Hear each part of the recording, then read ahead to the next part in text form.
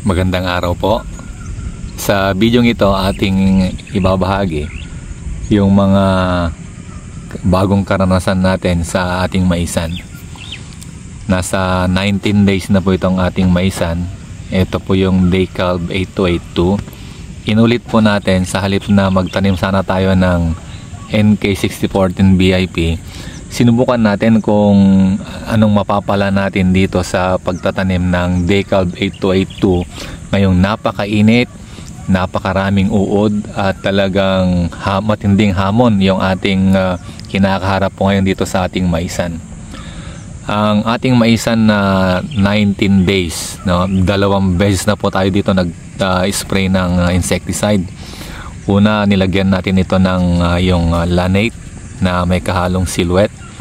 At after 3 days, nakita natin na marami pa ring mga uod. Kaya dinoble natin siya ng Prebaton. Ang talagang napakatatapang ng mga uod. Tingnan nyo itong ating mga mais ngayon, no? Yan yung mga naging itsura niya. Matapos nating isprayan ng Prebaton na may halong silhouette. Mabilis na lumalaki po ito ngayon dahil nisprayan natin siya ng ANA at yung power grower. Hindi na natin siya ginamitan ng Bibitol. Try natin yung power grower at ANA kung anong gagawin niya dito. Of course, kasama pa rin yung tricky fertilizer para manatiling masagana yung nutrients na kakainin nitong kanito. Yung kasing tricky fertilizer ay nagko-convert siya ng amino acid na kailangan nitong mais natin.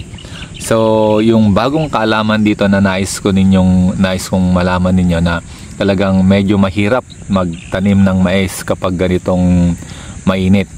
Eto, tingnan nyo, ang daming hindi tumubo or namatay na dahil talagang napakasisiba ng uod. Iba dyan talagang pinatubigan ko kagad para lumaki yung kanyang puno.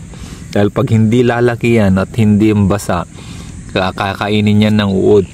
Tingnan nyo, almost lahat ng ating mga tanim ngayon talagang tira-tira ng uod. Ayan.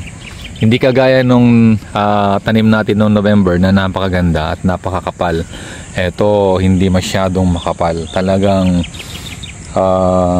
baka tinitignan ko dito, baka labas puhunan lang ito, labas puhunan, pero okay pa din. Ang kagandahan kasi na nakita ko sa 8282 yung bunga magaganda. Yung ating mais ngayon na yung NK6014 makapal nga, wala masyadong uod, kaya lang maliliit yung bunga, hindi masyadong kaya nag-decide ako na magtanim nitong ulit ng Decalb 8282 at titignan ko kung may pagbabago ba yung bunga or kung malaki ulit or hindi na. Marami kasi yung ating inaani dito nung una, kaya nainganyo ako na ulitin ulit. Total after this ay palay naman yung ating itatanim. So kitang kita nyo, daming mga kinain ng uod. Ayan, o. Kahapon ko lang ito inispiran ulit ng Prebaton at ewan ko kung kaya. Pag hindi pa rin gumana dyan, isprayan ko ulit for the 3rd time. Talagang hindi ko ito pababayaan para mabawi ko naman yung puhunan dito. At sa tindig nito, sa kapal, pag ito'y mamunga, pag nakontrol ko yung uod, sigurado namang babawi tayo dito. Naabunuhan na po ito ng 19 days pa lang, pero tapos na natin itong abunuhan. Kasi pag ganitong mainit, dapat mabilis po yung mga galaw natin. At dapat hindi tayo nagpapahuli dito sa mga uod na yan. Dahil pag nahuli yung ating dito, talagang dito nahuli ako ng spray, kaya ang daming makapal lang tubo nito, kaya marami nang namatay dahil kinain ng uod pati yung puno ng mais. Gaya nyo, makita nyo yung mga yan. Pero nagbago na yung hopefully after 1 week iba na yung itsura po nito. At mas maganda siguro, lampas tuhod na to. Ito pa lang, wala pang 1 feet ang taas nito.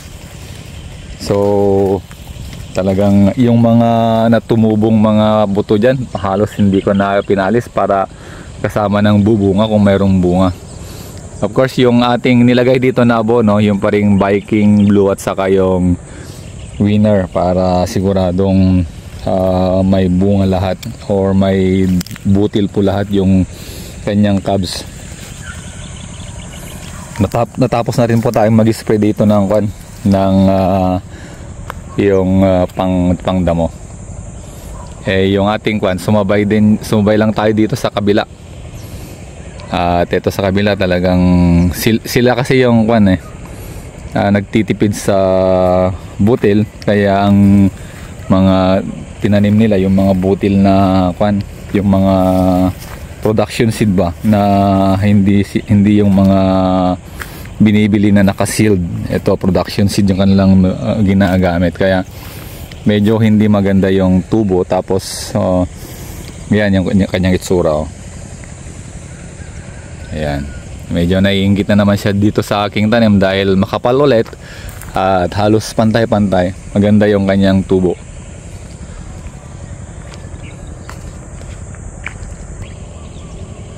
Siya nga pala, kapag nagtatanong ko kayo kung ilan yung inanin natin dito,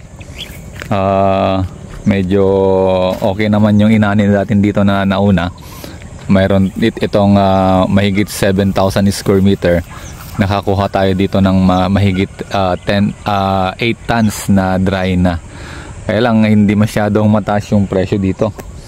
Hindi kagaya ng dati na umabot pa siya ng 19, 20 plus ganon. Ngayon ang presyo lang natin ay 17 mahigit yung ating presyo, ganon. Pero satisfied na rin ako sa akin pagbentahan dito dahil nakabawi at mayroon ding talagang kita na konti. So hopefully na itong ating mais na to ay makabawi tayo sa puhunan, tapos kahit mayroon ding kita ng konti para mayroong pamalit sa pagod. Ayan. So kapag kayo nagmamais, I recommend na gumamit po kayo ng foliar, lalo ngayong mga yung mga baguhan na gustong kumita. Ngayon I recommend na kapag kayo pag hindi umuulan sa inyo kagaya dito sa amin, talagang umanda kayo sa mga pamatay peste dahil masibang manguod. Itong ating katabi, halos araw-araw ito nag-spray ng panguod, pero kawawa to dahil tingnan niya ba yung kanyang itsura. Talagang konti lang yung mga tumubot, saka madalang, saka ito hindi siya nagpopular, kaya sigurado itong ating kanyang mais ay ating lalampasan yan sa height. Ito pa lang ito 19 days pero nakaarangkada na siya. Weekly po natin ito papatubigan dahil kailangan pag hindi natin 2 weekly papatubigan, sa mga kasama dyan na walang ulan sa inyo, nagtanim ka ng mais, dapat weekly po kayong magpatubig pa, dahil pag hindi weekly baka malilit ang bunga kung bubunga man ang inyong mais, saka hindi masyadong maganda, maliliit. Yung mga nalalampasan ko dyan na hindi nagpapatubig ng weekly, talagang hanggang tuhod pa lang namumunga na, or yung namumulaklak na. Kaya kung kayo'y nagbabalak na magtanim ng ganito, magpatubig po kayo weekly ngayong buwan ng April at May.